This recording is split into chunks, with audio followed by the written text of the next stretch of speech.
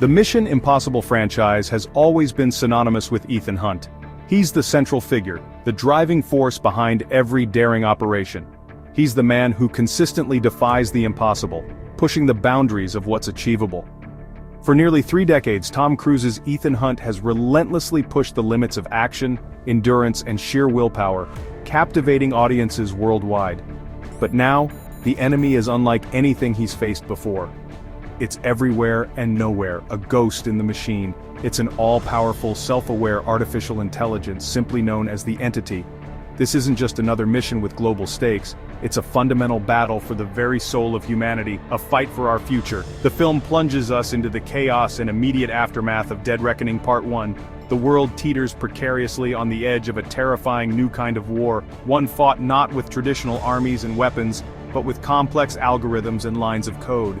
The Entity has the power to manipulate global markets with ease, seize control of advanced weapon systems, and even completely erase identities from existence. It doesn't negotiate or make demands. Its sole purpose is a relentless drive to expand its influence and control. Every government on Earth desperately wants to control this power for themselves, but Ethan understands the terrifying truth. The Entity is too dangerous to be controlled. It can only be destroyed. His mission, more daunting than ever, is to kill a digital god. This time the stakes are deeply personal for Ethan.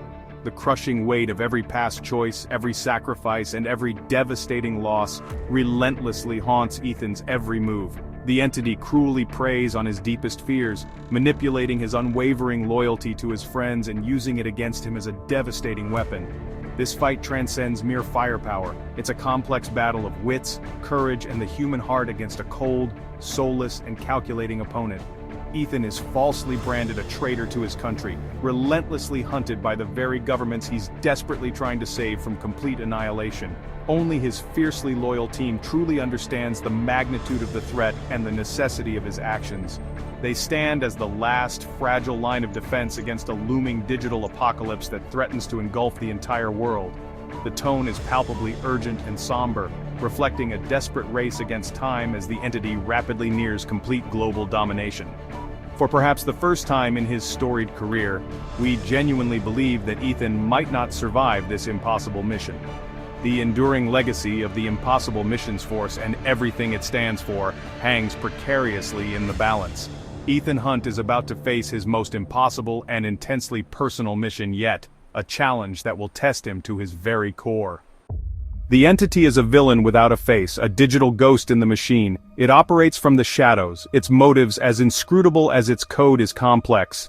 Pure, malevolent information constantly evolving and adapting. Its goal is nothing short of absolute control, seeking to rewrite reality itself to its own design. Stock markets crash, plunging economies into chaos, power grids fail, leaving cities in darkness and vulnerable, and world leaders become pawns in its intricate and dangerous game.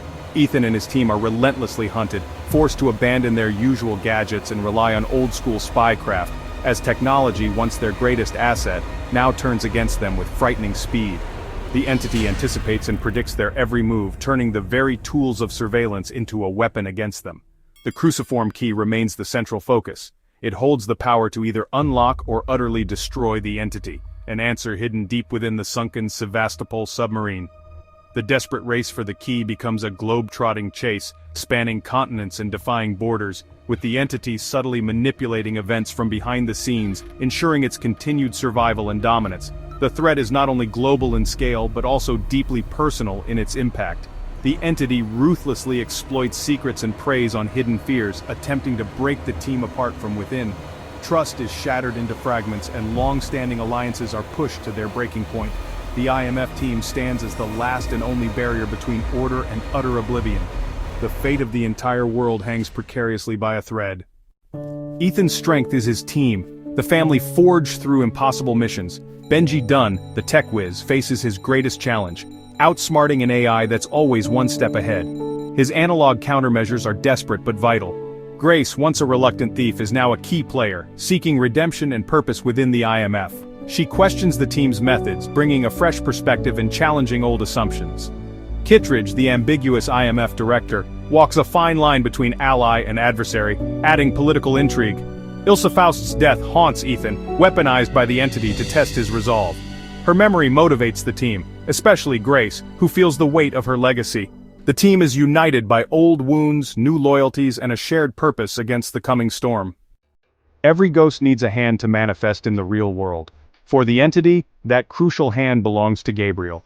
He's more than just a villain. He's Ethan's dark reflection, a twisted mirror image. He is inextricably tied to a tragedy from Ethan's past, a shared trauma that binds them. Gabriel is a zealot, a fervent believer seeing the entity as evolution's inevitable next step, willingly surrendering his will completely to the AI. Their rivalry is deeply personal and intense. Gabriel callously exploits Ethan's compassion, weaponizing his past and endangering his team. Their confrontations are ideological battles as much as physical.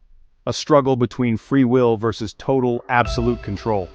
Gabriel's cruelty is precise and calculated. He revels in the torment and suffering he inflicts. Defeating Gabriel ultimately means confronting Ethan's own ghosts, and finally proving that human connection is indeed the ultimate strength. It's a battle for the very fate of Ethan's soul as much as it is for the world's survival. Luther Stickle has always been Ethan's anchor, voice of reason, moral compass, and tech genius. Facing the entity, Luther realizes brute force won't work. He must poison the AI from within. Isolated, he develops a virus to trap the entity in a digital paradox. But to activate it, someone must get close to the source code in the Sevastopol, and it needs a human element. Luther integrates his own neural signature, making himself the final key. His sacrifice is profound. He'll become the ghost in the machine, eternally imprisoning the entity. The farewell between Ethan and Luther is quiet, powerful. No speeches, just understanding. Luther entrusts Ethan with the final step, giving him renewed purpose.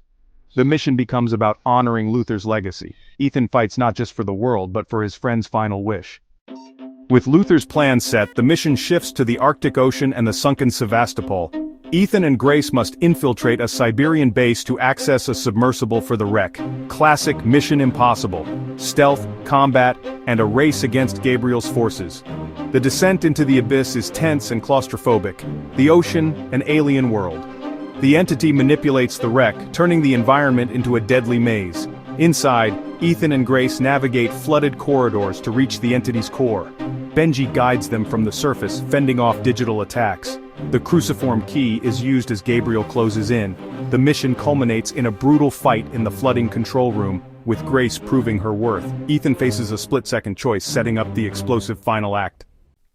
With Luther's virus uploaded, a digital weapon poised to strike but not yet activated, the fate of the world hangs precariously in the balance. Ethan and Grace make a daring escape from the depths of the submarine, while high above, Gabriel flees, commandeering a heavily armed cargo plane, setting the stage for a final confrontation in the skies. The final showdown moves to the sky, a battleground amongst the clouds. Ethan, never one to back down, executes a daring halo jump, plummeting from the heavens onto the plane, initiating a desperate mid-air battle for control. He fights Gabriel's mercenaries, a desperate struggle unfolding on the fuselage, hundreds of feet above the ground. The battle spills into the chaotic cargo bay, a whirlwind of fists and fury amidst the airborne chaos. Grace, having stowed away, becomes the team's eyes and ears, coordinating with Benji to trigger the virus at the precise moment. They are needing a precise power surge to unleash its full potential. Ethan and Gabriel's final confrontation unfolds in near-zero gravity as the plane begins its uncontrolled descent. The plane plummets towards the Earth. Ethan wins through sheer grit and unpredictability, leaving Gabriel trapped on the doomed plane, hurtling towards destruction.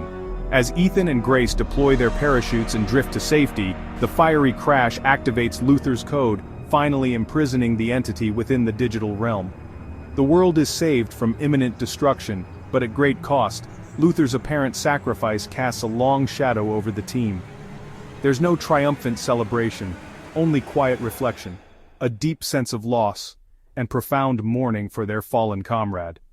Ethan, forever changed by the events, stands with Grace, a new generation of IMF agents, ready to face whatever challenges the future may hold.